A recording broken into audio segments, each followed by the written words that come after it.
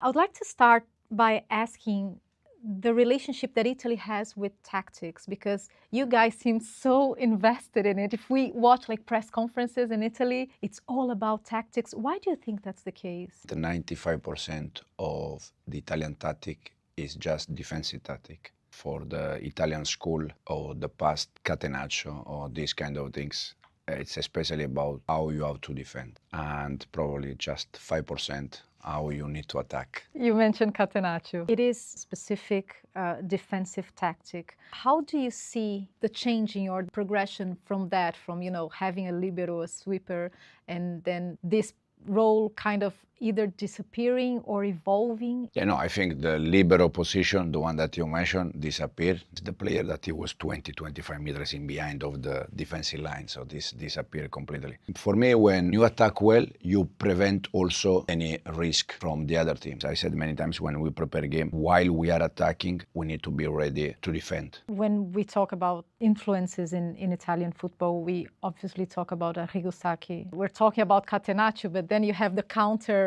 proposal to that. You arrived at Milan as a kid when he just left and they were the best team in the world. What kind of impact did it have in you ever since you were very young? I will tell you one thing. So in January 2017, I left the football as a player. In February 2017, I was at Arrigo Sacchi home for 4 or 5 hours, and it was 4 or 5 hours fantastic. Then I still remember that we finished like 9 o'clock in the evening. When we finished, he asked to me, do you want to know more things or it's enough? So he was still there with, hungry to tell me things. For me, I'm 45, but the ones that I still remember a little bit, it's Cruyff, Sacchi, and Pep.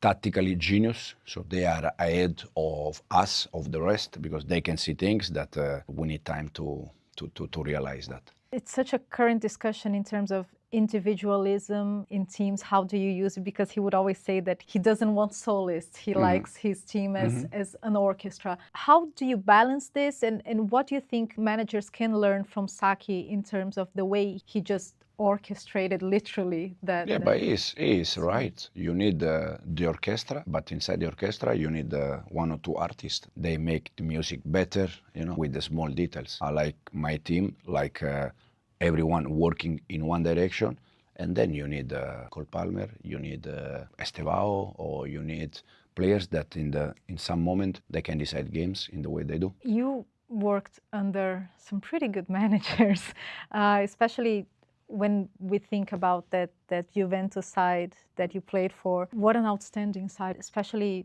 under Lippi. What was it about that team that you enjoyed the most? Yeah, as you said, many fantastic players. Zidane was there, Del Piero, Inzaghi, Gigi Buffon was the keeper, Antonio Conte was the captain, Edgar Davids, so that was fantastic team, fantastic player. But the manager, I had Carlo Ancelotti and then Marcello Lippi. Marcello was especially a proper leader, charisma, so yeah, was fantastic journey. In terms of his tactics, do you think Lippi was more about the flexibility he showed, especially working around his main players?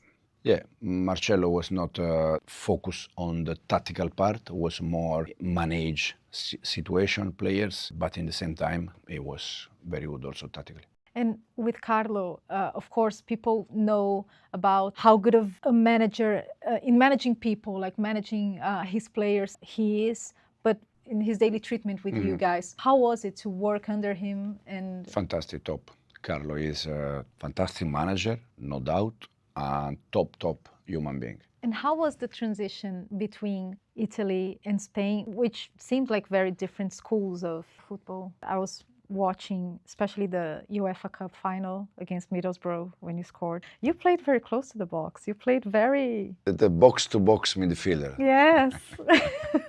How much did you enjoy that? Did you feel like you developed this ability, this box-to-box ability more in Spain? I was a normal player, but the good thing was that I could defend and attack. Sometimes the midfielder, they are very good defensive, or very good attacking. I was not very good defensive, not very good attacking, but I was okay. What is important in a box-to-box midfield? Our good example is Enzo Fernandez. He struggled at the beginning to understand where he has to arrive, where he has to finish the right position, and then now it's always there, it's always dangerous. So for me, a box-to-box midfielder, you have to know where you have to arrive inside the box, because you can arrive inside the box, but if you go random, you go in this position, that position, that position, you struggle to score goals. While if you go always in the right position, but you have to know which one is the right position. When you go in the right position, it's much more easy for Enzo to score and for the one that they are crossing to know where they have to cross. You also played at Malaga, where you met Pellegrini, and you've mentioned him many times as a big influence for you to become a manager. He seems to give a lot of freedom to players. How was it to learn from that and identify when you can give that freedom and how you can manage that freedom in the team? Yeah. We do everything to allow players in the way we want to play, to allow players to have more time when they receive the ball, more space. How do you balance that with positional play? It must be a tough thing to balance positional play and, freedom.